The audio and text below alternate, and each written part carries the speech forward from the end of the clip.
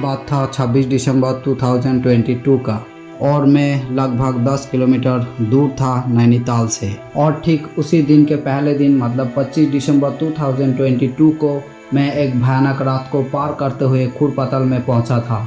और जब मैं सुबह उठ के खुरपतल को देख रहा था तो मुझे बहुत ही अच्छा लग रहा था।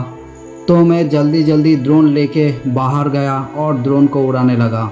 ड्रोन भी बहुत ही अच्छा से उड़ रहा था, बहुत ही मौज मस्ती भी चल रहा था और सब कुछ बहुत ही बढ़िया चल रहा था। लेकिन कुछ देर बाद मुझे लगा एक जोर का झटका, क्योंकि ड्रोन का सिग्नल पूरा ही लॉस्ट हो गया था और ड्रोन अपने आप ही उड़ रहा था।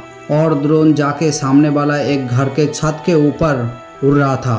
पास में पानी का एक टैंक था जिसका ऊपर एक पत्थर का प्लेट रखा हुआ था और कुछ देर बाद उसी पत्थर के साथ मेरा ड्रोन का हो गया टक्कर।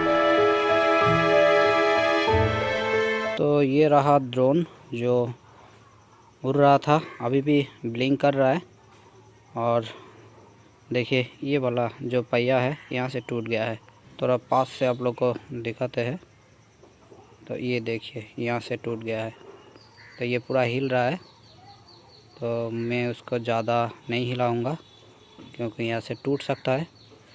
तो बहुत ही ख़राब लग रहा है। ये DJI Mini 2 का ड्रोन है, तो कुछ जुगाड़ लगाना पड़ेगा। देखते हैं क्या होता है, आप लोग मेरे साथ रहिए। फिर मैं और मेरा दोस्त दोनों मिलके गया नैनीताल। तो बाइक को इधर लगा दिया और हम लोग आ गया नैनीताल में। तो नैनीताल का जो मार्केट है वहीं पे हम लोग जाएंगे अभी। तो चलो किधर जाना है, इधर से। तो इधर से जा रहा हूँ नैनीताल का मार्केट। तो अभी हार्डवेयर का दुकान में आए हैं, तो इधर गाम लेते हैं फिर गाम लगाएंगे। ड्रोन एक जगह से टूट गया था, इसीलिए मैं और मेरा दोस्त गया नैनीताल मार्केट और वहाँ से गम खरीदा। गम खरीद के फिर होटल में वापस आए और वापस आने के बाद ड्रोन को भी जोड़ने के बाद फिर से ड्रोन को फ्लाई किया। जब ड्रोन फिर से ऊपर उड़ने लगा तो मुझे बहुत ही अच्छा लग रहा था। तो यही था ड्रोन क्रैश की स्टोरी, आप लोग के साथ मैं शेयर किया। तो आप लोग को अगर अच्छा लगा तो लाइक करना, शेयर करना, सब्सक्राइब जरूर करना। तब तक के लिए आप लोग मेरे साथ जुड़े रहिए। Thank you, Tata.